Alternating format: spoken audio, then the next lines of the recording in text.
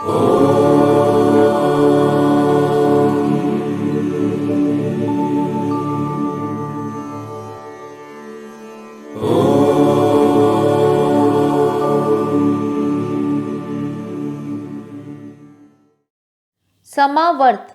भगवान जीवन चक्र के सम्यक चालक हैं। संसार चक्र को भली भांति घुमाने वाले हैं, इसलिए समावर्त कहलाते हैं। सृष्टि की उत्पत्ति, स्थिति एवं लय, ये तीनों का संचालन, जीवन मृत्यु के चक्र, संसार का निरंतर नियम से मंथन हो रहा है और वह नियम स्वयं परमेश्वर ही हैं। नियम और नियामक ब्रह्मांड में एक ही हैं, श्री नारायण। निवृत्तात्मा भगवान विष्णु सृष्टि के कण कण में व्याप्त हैं। वे साक्षी बनकर सबको देखते रहते हैं। एक डाल पर दो पक्षी बैठे हैं, एक जीव है और एक परमात्मा है। जीव फल खा रहा है और परमात्मा साक्षी भाव से उसको देख रहे हैं। भगवान श्री विष्णु सर्वत्र व्याप्त, बिना कहीं लिप्त हुए साक्षी भाव से देखते हैं, इसलिए निवृत्तात्मा नाम से विख्यात हैं। दुर्जय एकमात्र अजेय होने के कारण भगवान का नाम दुर्जय पड़ा। परमात्मा अजेय हैं, उन्हें कोई भी जीत नहीं सकता। जो साधक परमात्मा की अनुभूति में दृढ़ हो जाता है, उसे भी सांसारिक विषय वासनाएं जीत नहीं सकती हैं।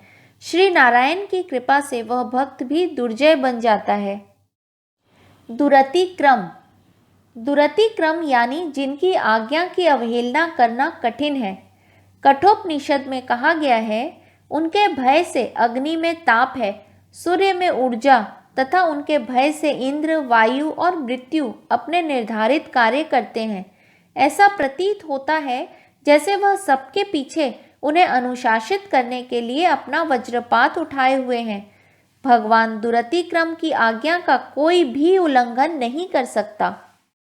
दुर्लभ भक्ति से प्राप्तव्य होने के कारण विष्णु भगवान दुर्लभ कहलाते हैं।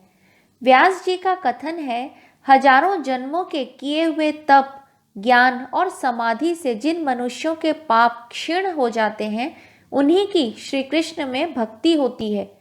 गीता में भी भगवान कहते हैं, मैं अनन्य भक्ति से ही प्राप्त हो सकता हूँ। जिस भक्त का मन सांसारिक प्रलोभनों से विचलित नहीं होता है, वही दृढ़ भक्त भगवान को प्राप्त कर सकता है। अन्य प्राणियों के लिए श्री नारायण अति दुर्लभ है। दुर्गम भगवान की अनुभूति अत्यधिक कठिनाई से होती है, इसलिए दुर्गम कहलाते हैं। जब साधक अपने साधना पथ पर धैर्यता के साथ धीरे धीरे आगे बढ़ता है, तो परमात्मा कृपा बरसाते हैं और यह कृपा रूपी प्रकाश उन्हें सभी विघ्नों को पार करते हुए लक्ष्य की ओर ले जाता है। साधक को प्रारंभ करना होगा। जैसे वह आगे बढ़ेगा, आगे का रास्ता प्रभु कृपा से प्रकाशित होता चला जाएगा। दुर्ग यानी किला, जिसमें सहजता से प्रवेश नहीं किया जा सकता।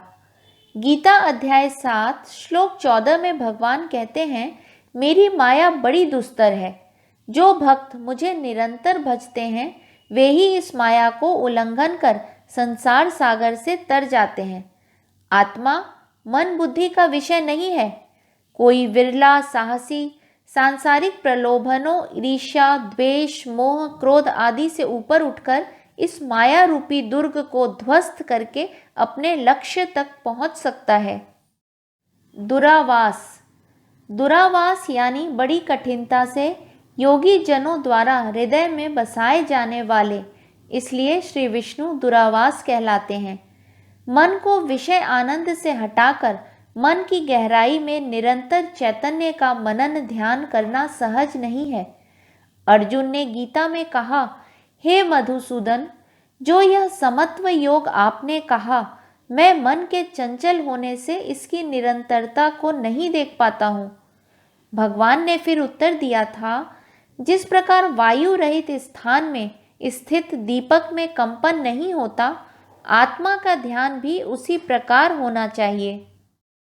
दुरारीहा एकमेव ईश्वर ही हैं जो दुष्ट मार्ग में चलने वाले दैत्यों का वध करने वाले हैं, इसलिए दुरारीहा कहलाते हैं।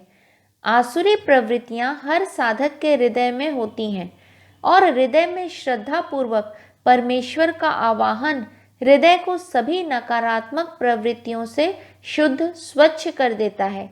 भगवान दुरारीहा ही कृपा करके ऐसा संभव करते हैं।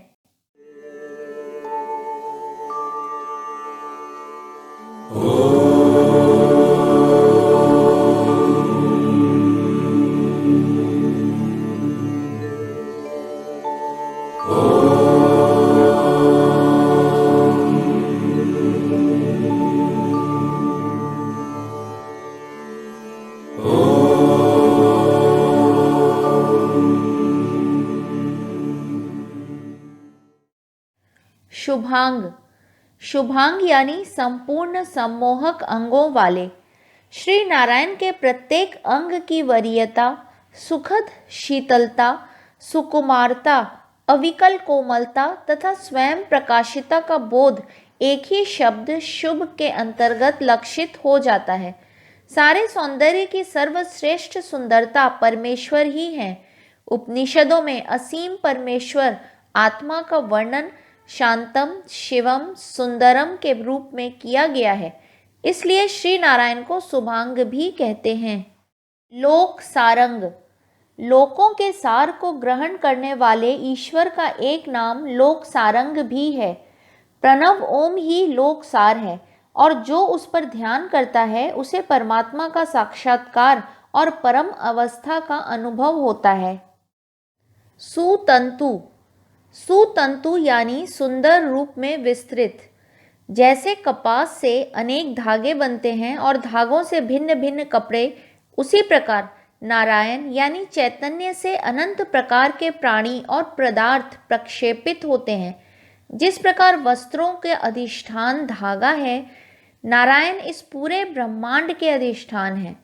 गीता में भगवान कहते हैं, हे धनंजय, मुझसे श्रेष्ठ अन्य कुछ नहीं है। यह संपूर्ण जगत सूत्र में मणियों के सदृश मुझ में पिरोया हुआ है।